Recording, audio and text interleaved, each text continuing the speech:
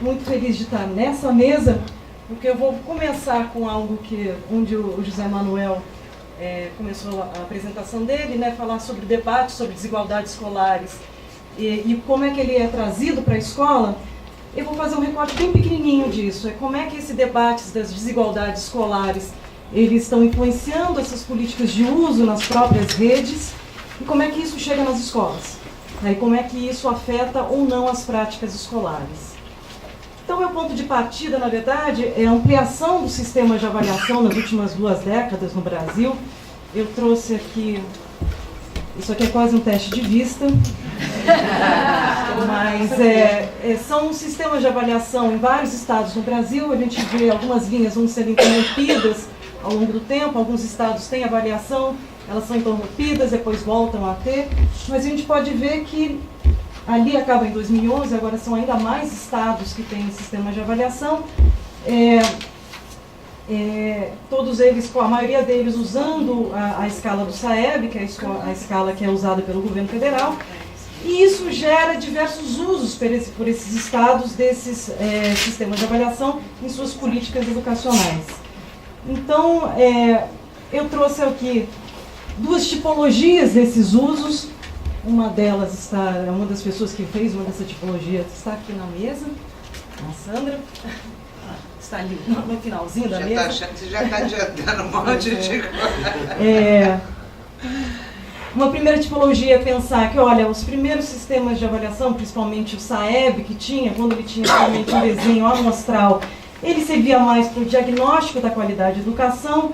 Depois a gente viu uma nova geração de avaliações, agora já com caráter censitário, que traziam metas, divulgavam essas metas, mas ainda com baixas consequências para as escolas. E uma terceira geração, que daí são as avaliações censitárias, que tem metas para as escolas e altas consequências aqui no Brasil, principalmente a partir de políticas de bonificação salarial de professores e direção da escola. E uma outra tipologia, que vai detalhar alguns outros usos pelas redes, que incluem avaliar e orientar políticas educacionais, informar escolas sobre a aprendizagem dos alunos, definir as estratégias de formação continuada, informar o público, para alocar recursos para políticas de incentivos assalariais, para avaliação docente e certificação de alunos. Eu queria falar com vocês principalmente desses usos aqui, da alocação de recursos, né, o uso das avaliações para selecionar algumas escolas que vão receber recursos e uso de avaliações para incentivos salariais. Então, quais são os pressupostos dessas políticas, né? Pelo menos em termos de discurso, para que eu adoto esse tipo de política? Então, para a alocação de recursos para as escolas de baixo desempenho, a ideia seria, olha, eu vou colocar mais pressão sobre essas escolas para melhorar seus resultados. Eu vou trazer mais apoio técnico, recursos financeiros, e vão ajudar essas escolas a planejar esses gastos e melhorar o desempenho.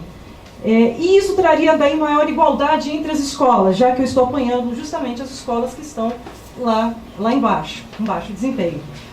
Alguns efeitos negativos possíveis, eu gerar estigmas dessas escolas e a perda de motivação de atores escolares. Então a gente já tem algumas pesquisas qualitativas, por exemplo, mostrando que o PDE Escola, para a turma de Portugal, é uma política que, na verdade, prioriza escolas de baixo desempenho no IDEB, na avaliação nacional.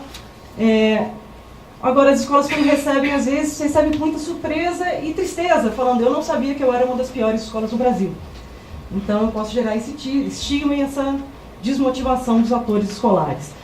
Incentivos salariais, parte do pressuposto que tem uma relação entre o desempenho dos profissionais e a aprendizagem dos alunos, a ideia de que a bonificação seria um incentivo e reconhecimento de boas práticas. Então, eu vou bonificar boas práticas e vou incentivar outras escolas a adotarem essas boas práticas. O resultado esperado seria um maior desempenho de todas as escolas. Efeitos negativos que a bibliografia tem apontado seria o game, eu brincar com as regras do jogo para aumentar as metas, não necessariamente aumentando o aprendizado dos alunos, rotatividade de diretores e professores que acabam buscando escolas com maior probabilidade de receber a bonificação, e alguns estudos já mostram também o efeito de hierarquização das relações escolares. O que a gente tem aqui no Brasil? A gente tem muitas experiências agora de estados e municípios adotando incentivos salariais, bonificação salarial, e algumas poucas experiências sobre o uso desses indicadores educacionais para alocação de recursos. Então, um exemplo é o PDE Escola do Governo Federal, e o outro é a Escola Nota 10 do Estado do Ceará, que na verdade é uma política que está entre a alocação de recursos e o incentivo salarial. É uma política que, na verdade, distribui bonificação e apoio a 150 escolas com maior desempenho e com pior desempenho do Estado do Ceará. Só que esse recurso é para diversos gastos da escola, e pequena parte ela pode ser utilizada também como bonificação. Então é uma política, na verdade, que estaria nas duas categorias. Então, o que eu queria trazer para vocês? Primeiro, o que a gente já sabe sobre o impacto dessas políticas no contexto brasileiro? Então, eu trouxe 3 perguntinhas aqui. Eu vou trazer um pouco de alguns estudos que já estão trabalhando sobre esse impacto, são poucos aqui no Brasil, e pensar com vocês aqui uma agenda para aquilo que a gente não sabe, o que a gente ainda precisa investigar para saber o impacto dessas políticas. Então, algumas questões norteadoras. O que já sabemos sobre o impacto dos usos sobre a qualidade ou desempenho das escolas e sobre as desigualdades entre escolas ou entre escolares. As políticas de bonificação salarial são capazes de premiar boas práticas de fato? A política de bonificação salarial ou de alocação de recursos com base em desempenho são capazes de induzir ou motivar práticas escolares mais eficazes? São 2 perguntas, na verdade, diferentes. Eu estou premiando quem tem boas práticas e eu consigo motivar as outras escolas a adotarem essas práticas? Eu vou seguir um critério de seleção de estudos que foi utilizado pelo Nigel Brook em 2013, só que na época que ele, faz pouco tempo, 2013, mas naquela época a gente tinha ainda menos estudos sobre o impacto dessas políticas. A gente vê a ampliação da adoção desse tipo de política, assim a gente tem menor evidência sobre o impacto disso no contexto brasileiro. Nesse estudo do Brook fala, olha, eu vou selecionar estudos que utilizam grupos de controle, quer dizer, eu quero comparar escolas que estão sob a pressão de responsabilização, ou que estão ganhando esses recursos, com aquelas que não estão sob esse tipo de pressão. Um teste independente, a bonificação, geralmente os sistemas estaduais, por exemplo, usam seus próprios sistemas para criar indicadores e bonificar. Então, para eu avaliar essa política, seria melhor eu trabalhar com a avaliação nacional, já que ela não está sob pressão de políticas de responsabilização. Então, se eu for fazer prática de game, eu vou fazer isso com a avaliação que vai criar um indicador que determina a minha bonificação. E controle para critérios utilizados. Eu preciso fazer um pareamento dessas escolas com escolas que sejam semelhantes. E às vezes isso é difícil, já que, por exemplo, quando eu tenho políticas para distribuição de recursos de baixo desempenho, é difícil achar um par adequado às escolas que têm baixo desempenho. Eu, na verdade, flexibilizei um pouquinho desses critérios, porque senão a gente ficaria com quase nenhum estudo no Brasil para discutir aqui. E depois eu vou dizer o porquê. Então, em termos de distribuição de recursos, esse trabalho aqui trabalha com o impacto das escolas nota 10. Aqui já tem uma flexibilização, ele compara as escolas que receberam prêmio em 2008 com escolas que não receberam em 2008, 9 e 10, mas não tem de fato um pareamento. Eu não sei se essas escolas de fato são equivalentes. Eles usam um modelo de diferença. Eu uso alguns controles de escola, mas eu não faço de fato um pareamento. O efeito que foi observado, o impacto positivo no desempenho das escolas premiadas, mas não se viu um impacto significativo para as escolas apoiadas, que são aquelas que têm baixo desempenho.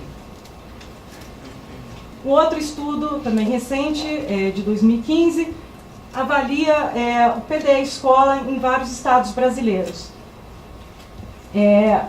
Aqui a gente tem um problema de usar uma avaliação que não seja o Prova Brasil. Tá? Para eu comparar todos os estados, eu tenho que usar a Prova Brasil. Mas a Prova Brasil, na verdade, é a que gera o IDEB, que gera o indicador que vai distribuir esses recursos. Novamente, eu flexibilizei um dos critérios que eu falei lá na frente. O que esse estudo observou? Para a maioria dos estados da federação, eles não encontraram resultado significativo. Alguns efeitos negativos para o estado do Rio de Janeiro, no 5º e 9º ano. e efeitos positivos para algumas unidades da federação e mais consistentes para São Paulo e para Minas Gerais. Agora, alguns estudos sobre impacto de bonificação. Esse estudo foi feito sobre o programa de bonificação do Estado de São Paulo. Esse talvez seja o único estudo que, na verdade, atende todos aqueles critérios que eu falei para vocês. Então, eles usam diversos grupos de controle, escolas municipais, escolas de outros estados do Sudeste, escola de outros estados que não têm políticas de bonificação, faz pareamento de escolas. E quais são os resultados que foram observados? Ganhos positivos para o 5º ano, em matemática e língua portuguesa, mas esses ganhos não são sustentados ao longo do tempo. São ganhos de curto prazo. E não encontrou efeito positivo para o 9º ano e para alguns dos grupos de pareamento, na verdade, se encontrou até resultados negativos. Esse estudo é um pouquinho diferente, tem pareamento, tem grupo de controle, ele também está entre aqueles estudos que, na verdade, seguem aqueles 3 critérios, mas o que eles queriam observar não era impacto sobre o desempenho, mas sobre as práticas escolares. Então, o que eles observaram? Impacto positivo sobre a frequência com que os professores corrigem dever de casa, impacto positivo sobre a redução da preocupação dos diretores com rotatividade de professores, mas ausência de impacto sobre a interlocução das escolas com as famílias. Mas eles não observaram a relação dessa mudança de prática com mudança em desempenho. E isso também tem a ver com a própria restrição daquilo que os questionários da Prova Brasil permitem a gente analisar em termos de práticas escolares. Esse outro estudo já trabalha com vários estados brasileiros, vocês podem ver, são 3 estados que utilizam políticas de bonificação, mas o interessante desse trabalho é que eles não querem observar o impacto no desempenho, na nota média, mas nas desigualdades. Então, ele vai observar se, olha, após a introdução dessas políticas, se o desvio padrão da nota das escolas ela aumenta ou diminui, e se a porcentagem de alunos no básico e abaixo do básico, elas aumentam e diminuem. E eles comparam 3 tipos de grupos de escolas. Escolas que estão sob pressão de responsabilização, escolas que estão sob pressão de responsabilização, mas de redes que usam um indicador que não contém um indicador de equidade, quer dizer, eu levo em conta, em geral, o fluxo e desempenho médio da escola, e outras redes que adotam políticas de responsabilização, que utilizam um indicador que agora tem alguma dimensão de equidade. Quer dizer, eu não olho para a média da escola, mas como os alunos estão distribuídos por diversos níveis de proficiência. E o que eles observaram foi que, olha, para o 5º ano, as escolas que estão sob a pressão de responsabilização com elemento de equidade, o desvio padrão, na verdade, das notas dos alunos aumentou. Para o 9º ano, as escolas de bonificação sem o fator de equidade, também o desvio padrão aumentou. Mas quando eles foram olhar para os níveis básico e abaixo do básico, daí eles encontraram resultados que estavam mais próximos ao que eles esperavam. As redes com bonificação e indicador de equidade, houve uma redução dos alunos no nível básico e abaixo do básico. Mas aquelas que adotavam a bonificação sem esse elemento de equidade, aumentou a proporção de alunos no básico e no abaixo do básico. Um outro estudo feito em Pernambuco, na verdade, também tem a questão aqui um pouquinho diferente, que eles trouxeram, qual é o efeito marginal dessa política. O que eu estou chamando de efeito marginal? Eu não estou mais comparando redes que adotam políticas de responsabilização e redes que não adotam políticas de responsabilização. Mas dentro de uma mesma rede, faz diferença se eu ganhei a bonificação ou se eu não ganhei? E o que eles observaram é que as escolas que tinham metas mais ambiciosas, elas tinham maior desempenho. Daí a gente pensa, mas como isso acontece? Como as metas elas são decididas de acordo com o meu desempenho anterior, às vezes eu tenho uma escola que tem uma IDEB de 4,9, a meta dela vai ser mais ambiciosa do que se ela tem o 5. Eu estou exatamente no ponto de corte onde eu decido qual é a meta de acréscimo. Então ele comparou esse tipo de escola. Então a escola que, por exemplo, tinha 4,9 e uma meta mais ambiciosa, na verdade aumentou mais o desempenho do que aquelas escolas que tinham metas menos ambiciosas. Mesma coisa ele observou, aquelas escolas que, olha, eu precisava aumentar 15% da minha nota, eu aumentei 14%, perdi por pouco. E aquelas que cravaram 15%. No ano seguinte, o que eles observaram, aquelas que não conseguiram, aumentaram mais do que aquelas que conseguiram no ponto para ganhar a bonificação. E o que eles observaram também que esse tipo de política era capaz de premiar escolas cujos professores usavam de forma mais eficiente o tempo de sala de aula. O que não deu para observar é se a escola, se a premiação, na verdade, motivou mudanças de comportamento nas escolas. No Rio de Janeiro, nós fizemos uma análise parecida com essa de Pernambuco, só que nós não encontramos nenhum impacto nem no desempenho. As escolas que foram premiadas ou não premiadas, basicamente, não tiveram grandes mudanças, né, em seu desempenho, numa diferença de mudança no desempenho, e também não observamos impacto nas práticas escolares. E seguindo uma outra pesquisa que não segue esse tipo de modelo, mas é uma pesquisa mais descritiva, só para entender qual é o perfil das escolas que são premiadas, também restrito à política do município do Rio de Janeiro, a nossa intenção aqui era só pensar, será que essa política ela é capaz de premiar boas práticas? Quais são as escolas, qual é o perfil das escolas que tem maior probabilidade de receber a bonificação? O que a gente observou, para o primeiro ano da política, a liderança da escola tinha impacto. Então, o perfil da liderança, que gerava colaboração docente, etc. Para o primeiro ano, quanto mais esse indicador de liderança subia, maior a probabilidade das escolas receberem essa bonificação. Porém, a gente observou também que quanto maior a proporção de alunos com responsáveis de alta escolaridade, maior a probabilidade de receber essa premiação. Então, isso põe um pouquinho em xeque, será que eu sou capaz de premiar a escola pelas suas boas práticas ou por outros fatores? E um outro problema do desenho dessa política. Quanto mais eu tinha aumentado o meu desempenho no período anterior, mais difícil era eu continuar aumentando e ganhar novamente. Então, olha, bonificação em 2009. Se eu aumentei muito de 2005 para 2007, a probabilidade de eu ganhar em 2009 é muito pequena. Se eu aumentei muito de 2007 para 2009, é muito improvável que eu vá ganhar em 2011. A questão toda é, o que esses programas estão sinalizando para as escolas, para os atores escolares? Eu acho que essa é uma lacuna dessas pesquisas. Eu estou vendo se tem impacto no desempenho e se tem impacto nas práticas. Mas talvez o que a gente precise mais são pesquisas também de percepção das escolas. O que as escolas percebem de sinais? Como é que isso chega lá nas escolas? E a gente fez algumas pesquisas com grupos focais, porque eu mostrei para vocês uma análise do perfil das escolas. Mas será que as escolas percebem qual é o perfil das escolas mais premiadas? Para nossa surpresa, algumas coisas elas percebem sim.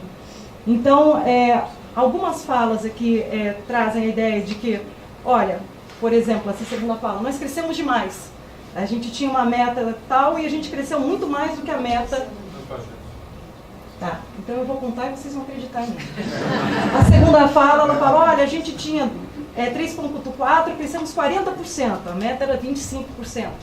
E no ano seguinte a gente não conseguiu crescer de novo. Daí a outra escola, no grupo focal, fala, pois é, vocês tinham que ter crescido menos, só o suficiente para ganhar a bonificação. Outras falam, não, o melhor é diminuir um ano para aumentar no ano seguinte. Algumas falam das práticas que a gente chama de game. Então, olha só, chegou a hora da prova, então a gente começa a pegar o aluno do conceito I, insuficiente, e pede para ele ficar em casa.